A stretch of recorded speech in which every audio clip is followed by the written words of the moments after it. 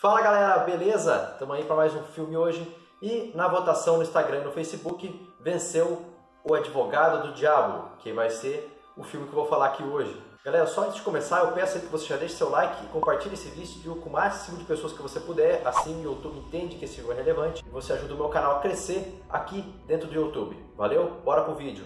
Esse filme é de 1997, estrelando aí como protagonista o Keanu Reeves, no papel de Kevin Lomax, um advogado, e ainda Al Pacino e Charlize Theron. Logo no início, pessoal, do filme, é um julgamento diante do tribunal do júri. Bom, tá ali o jovem advogado, Kevin Lomax, e uma vítima sendo ali perguntada, questionada pelo promotor de justiça, numa oitiva, sobre o fato dela ter sofrido um abuso por parte de um professor. E esse professor é um cliente ali do Kevin Lomax.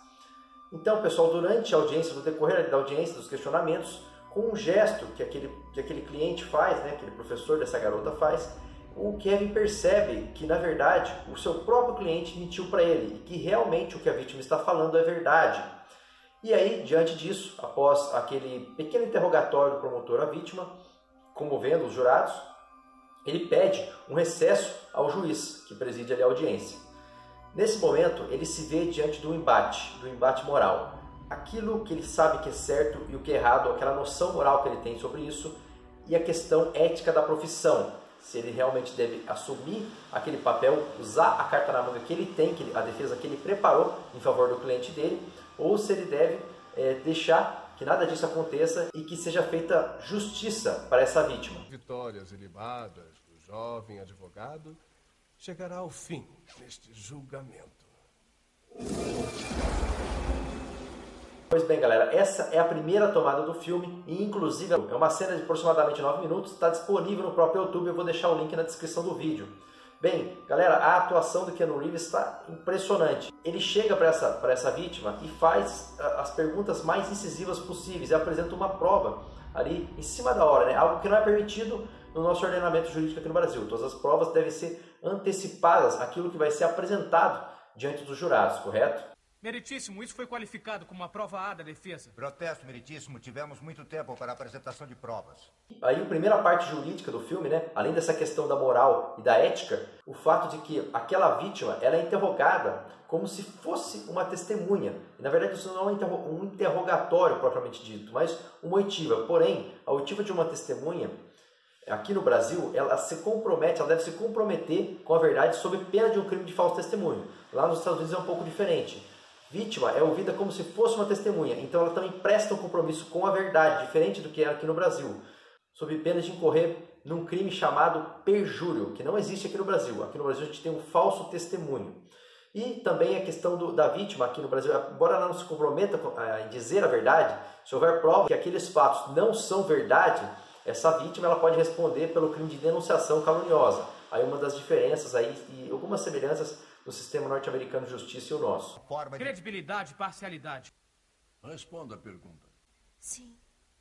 Está sob juramento, Bárbara. Pois bem, o Kevin, então, ele faz uma escolha que gera uma série de consequências ao longo do filme. Uma banca de advocacia de Nova York percebe ele atuando ali naquela pequena cidade da Flórida e o convida para ser um dos advogados do escritório, do John Milton, interpretado no filme aí pelo Al Pacino.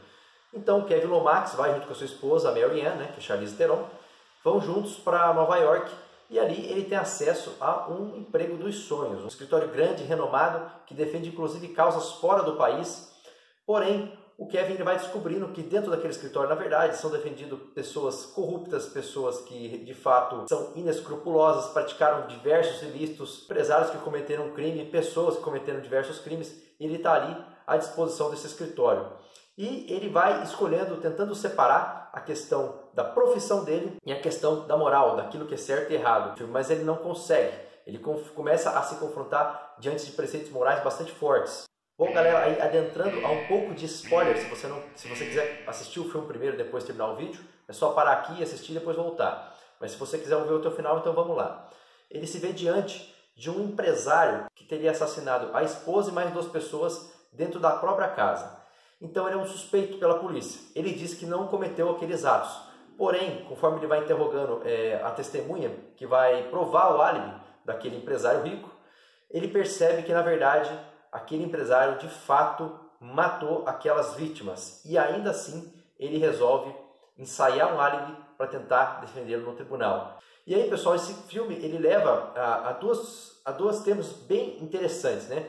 Um deles é a questão do livre-arbítrio pelo ser humano, retratado quando aquele advogado, o Kevin, ele tem o poder da escolha, de fazer as escolhas certas e ainda assim, em razão da sua vaidade, que o faz querer vencer as causas, querer ser um advogado de renome, ser um excelente profissional, ele acaba deixando de lado muitos de seus preceitos morais. Isso ao longo do filme, isso afeta a sua vida pessoal, sua relação com a sua mãe, sua relação com a sua esposa.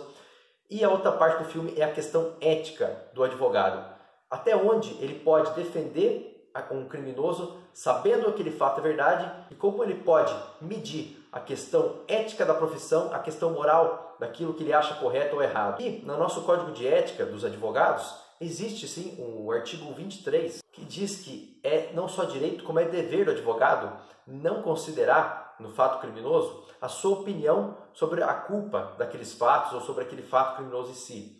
E ainda no parágrafo único, dizendo que não existe uma causa que seja indigna de defesa. Isto porque, pessoal, de fato, ainda que aquele acusado tenha realmente praticado aqueles crimes, a ele ainda lhe é assegurado direitos, como, por exemplo, não ter um excesso de acusação, por exemplo, por crimes que não cometeu, apenas dentro daquilo que ele fez, e também não ser compelido por um excesso de pena. Então, isso são apenas exemplos do que um advogado criminalista ele pode trabalhar em favor daquela pessoa, não como criminoso, mas como pessoa de direitos, embora o próprio criminoso tenha violado a lei. E sobre o desfecho, pessoal, eu não vou dar grandes detalhes aqui, mas é bastante impressionante a questão moral do filme, que seria dizer que o ser humano ele é egoísta por natureza, ele é movido pela sua ganância, pela sua vaidade, ele é capaz de passar por cima dos outros para satisfazer apenas o próprio ego. E isso é demonstrado ao longo do filme, de modo que o diabo, na figura de um humano, ele simplesmente atrai aquelas pessoas, mostra para elas o caminho, mas deixa sempre o ser humano com a sua livre escolha. E no caso,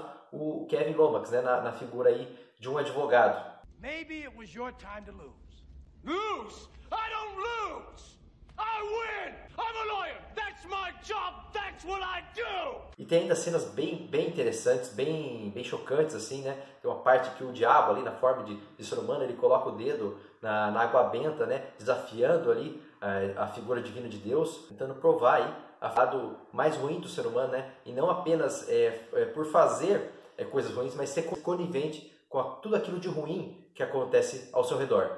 Aliás, se você já assistiu esse filme, não esqueça de deixar o seu comentário aqui, o que você achou desse filme, o que você tirou de lição dele, e o que você achou também desse vídeo. Bom, pessoal, esse filme para mim é nota 10, ele é excelente. Alguns podem dizer que tem algum viés religioso, mas eu digo que vai muito além disso. É bastante impressionante mesmo as questões que o filme traz, inclusive uma delas que eu falei para vocês aí, a questão da ética do advogado profissional, como separar isso da sua vida pessoal e tudo mais. E para alugar, pessoal, eu não encontrei esse filme no streaming. Eu apenas encontrei ele pelo aplicativo Look, que pode ser baixado aí no Android ou no iOS. Também tem um aplicativo específico do iTunes, que também tem esse filme. Se não me engano, eu aluguei ele por R$ 7,99. Bom, pessoal, se você não viu ainda o meu último vídeo sobre o filme Fome de Poder, eu vou deixar o link aqui na tela, em algum lugar. E não deixe de seguir nas redes sociais, porque lá eu faço a votação dos filmes. Assim você pode votar para ver qual filme eu vou falar a respeito aqui no YouTube. Valeu, pessoal, um grande abraço e até o próximo vídeo. I rest my case.